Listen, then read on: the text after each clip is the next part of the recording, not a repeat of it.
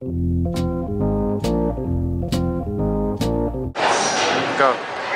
Ibanez. Matt Gratcher.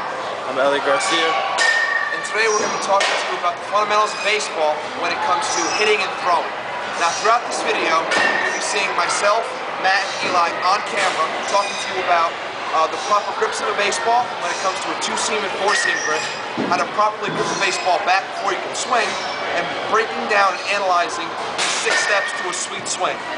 Now, also on this video, you're going to be seeing the proper ways to throw a baseball when it comes to arm angle, the 6 steps to a sweet swing in its entirety, and finally, a future superstar at work, how to properly swing a baseball bat. Now with that, sit back, relax, and enjoy the video on the fundamentals of baseball.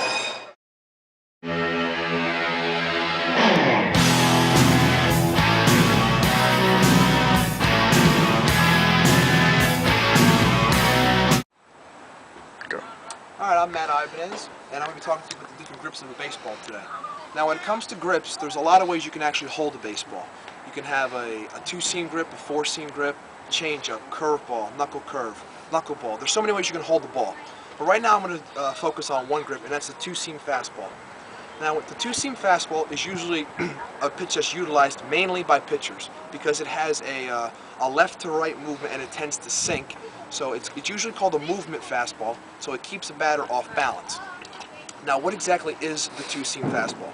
Well, as you can see with the ball here, you want to actually hold it on the seams. Hello. You want to actually hold it on the seams. So you want to take your pointer finger and your middle finger and you want to place it on the ball like that with your thumb resting underneath. By throwing the ball like this, it's going to give it that downward motion and that left-right movement. One last time. Pointer finger, middle finger on the seams of the ball with the thumb underneath. And that is a 2-seam fastball.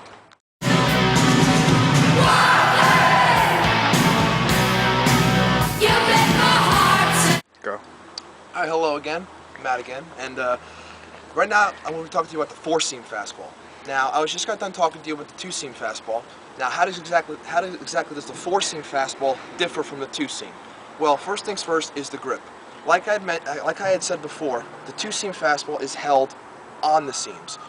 Now, a 4-seam fastball is actually held across the seams. So what you want to do is you want to find the ball, and you see how it has that horseshoe-like look, that C. You want to take your pointer finger and your middle finger, and you want to place it across the seams like so, with your thumb resting on the opposite horseshoe of the ball. Now, what a grip like this does is it actually puts the baseball on a straight line, as opposed to the 2-seam that tends to sink. This ball actually goes straight and tends to rise a little.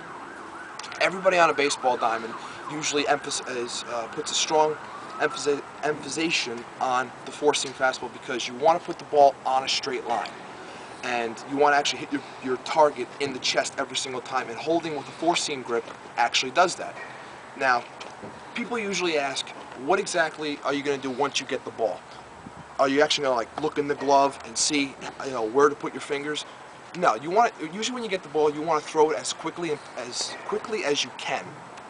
So a way to actually practice this, so you get a 4-seam grip every single time, is taking your glove and taking the ball and simply popping the ball into the glove every single time. As you can see, I'm going to show you right now. Every time I pop it in, I'm always finding the 4-seam grip, just by feeling the ball out. It takes time, it takes practice, but it's very simple. You can do it in front of the TV, and, when you're on the computer, when you're sitting on the bench, or when you're warming up for a game. It actually helps you a lot. So one last time, what is the 4-seam fastball? It is the horseshoe, that C look on the ball, your pointer finger and your middle finger placed across the seams like so, with the thumb resting on the opposite horseshoe of the ball. And that is the 4-seam fastball.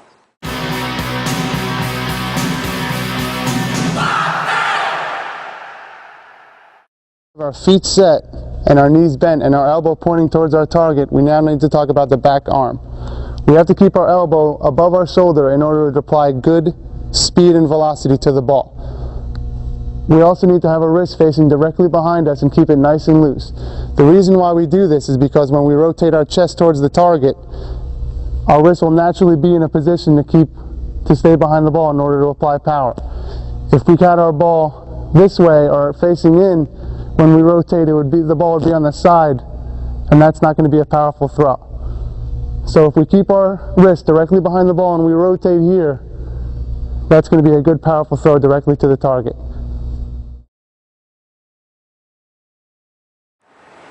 I'm Ellie Garcia, and I'm going to talk about the proper way to grip a bat. Before you step in the box, first you want to find out if the bat's heavy, if the bat's perfect for you, you want it to be too heavy or too light. By doing that, you take your non-dominant hand, you stick it out. If it feels right, then it's right. Then you want to line up your knuckles, like that. The reason for doing this is the bat's in your hands opposed to your fingers. So then you just line up, get the proper grip, helps you swing through the zone quicker and faster, giving you a better hit. That's the proper way to grip a bat. As we've told you in the Accelerate Speed Bat hitting system, our focus is to develop power, accuracy, and timing. We're going to focus now on the power aspect of it, and in order to get power, you have to understand that power comes from the ground up. And in order to get that ground up concept, you have to have the proper sequence of movements in your swing. So we're going to build your swing now and develop that power that we need in the end process when you're done with the Accelerate Speed Bat hitting system. And part of that process is to learn the sequence of the swings. We like to call it the 6 steps to a sweet swing. And it's very simple, and it's something that you can do at home in your front of your mirror. With the use of the speed bat, you can do it indoors, outdoors, doesn't matter. So we're going to break it down into 6 easy steps. And those steps are, we're going to load,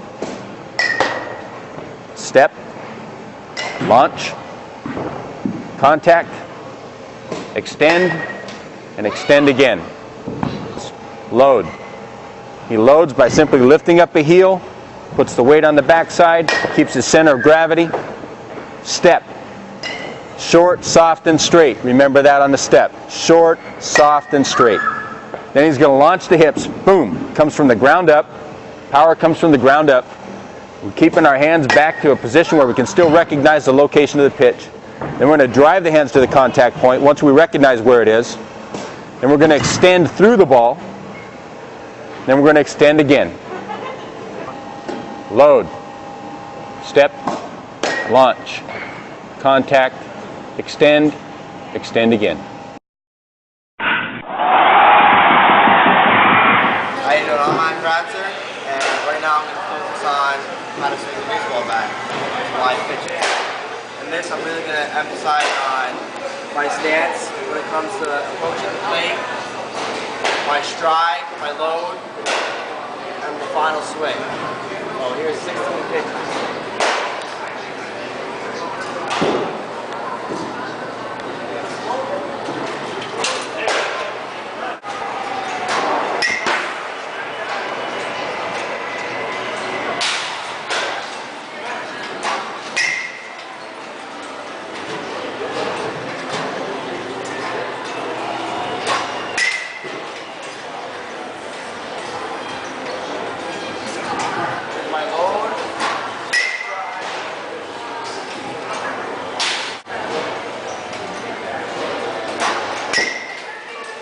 Remember, keep your eye on the ball.